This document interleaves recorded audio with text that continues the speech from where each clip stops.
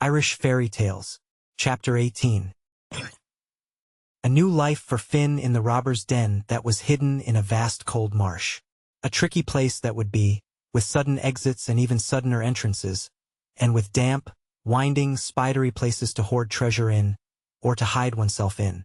If the robber was a solitary, he would, for lack of someone else, have talked greatly to Finn. He would have shown his weapons and demonstrated how he used them, and with what slash he chipped his victim, and with what slice he chopped him. He would have told why a slash was enough for this man and why that man should be sliced. All men are masters when one is young, and Finn would have found knowledge here also. He would have seen Fiaquil's great spear that had 30 rivets of Arabian gold in its socket, and that had to be kept wrapped up and tied down so that it would not kill people out of mere spitefulness. It had come from Faerie, out of the Shire of Alan Mac Midna, and it would be brought back again later on between the same man's shoulder blades. What tales that man could tell a boy, and what questions a boy could ask him. He would have known 1,000 tricks, and because our instinct is to teach, and because no man can keep a trick from a boy, he would show them to Finn. There was the marsh too, a whole new life to be learned. A complicated, mysterious, dank, slippery, reedy, treacherous life, but with its own beauty and an allurement that could grow on one, so that you could forget the solid world and love only that which quaked and gurgled. In this place you may swim. By this sign and this you will know if it is safe to do so, said Fiaquil Mac Cona. But in this place with this sign on it and that you must not venture a toe. But where Finn would venture his toes his ears would follow. There are coiling weeds down there, the robber counseled him. There are thin, tough, snaky binders that will trip you and grip you, that will pull you and will not let you go again until you are drowned.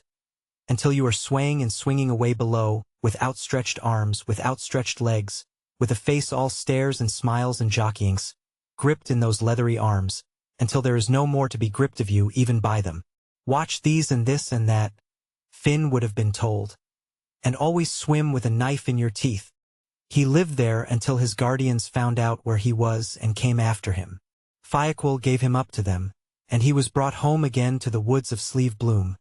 But he had gathered great knowledge and new supplenesses. The sons of Morna left him alone for a long time. Having made their essay they grew careless. Let him be, they said. He will come to us when the time comes. But it is likely too that they had had their own means of getting information about him. How he shaped, what muscles he had, and did he spring clean from the mark or had he to get off with a push? Finn stayed with his guardians and hunted for them.